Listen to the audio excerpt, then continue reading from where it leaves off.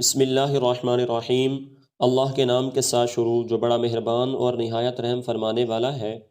حضرت سیدنا ابو ہریرہ رضی اللہ تعالیٰ عنہ بیان کرتے ہیں کہ رسول اللہ صلی اللہ علیہ وسلم نے ارشاد فرمایا، کتنے ہی روزے دار ہیں جنہیں اپنے روزے سے صرف پیاس حاصل ہوتی ہے، اور کتنے ہی قیام کرنے والے ہیں جنہیں اپنے قیام سے جاگنے کے سوا کچھ حاصل نہیں ہوتا۔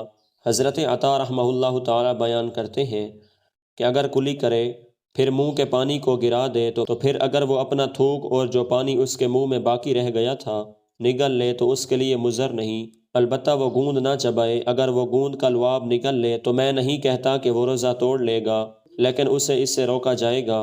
حضرت عائشہ صدیقہ رضی اللہ تعالیٰ عنہا بیان کرتی ہیں کہ حمزہ بن عمر اسلمی بہت زیادہ روزے رکھا کرتے تھے۔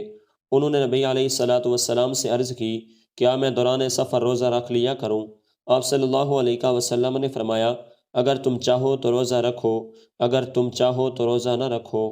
حضرت ابو سعید خدری رضی اللہ تعالیٰ عنہ بیان کرتے ہیں کہ ہم نے 16 رمضان کو رسول اللہ صلی اللہ علیہ وسلم کے ساتھ جہاد کیا۔ ہم میں سے کچھ نے روزہ رکھا ہوا تھا اور کچھ نے روزہ نہیں رکھا ہوا تھا۔ نہ روزے داروں نے روزہ نہ رکھنے والوں کو معیوب سمجھا، نہ افطار کرنے والوں نے روزہ دار کو معیوب سمجھا۔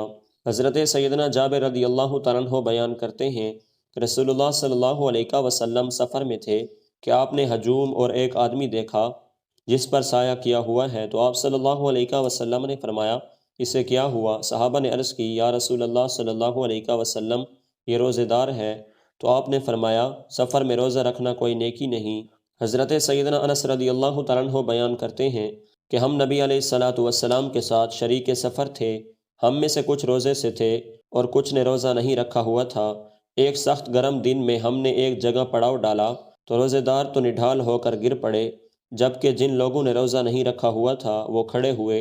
انہوں نے خیمے لگائے اور سواریوں کو پانی پلایا، تو نبی علیہ الصلاۃ والسلام نے فرمایا، آج روزہ نہ رکھنے والے اجر لے گئے۔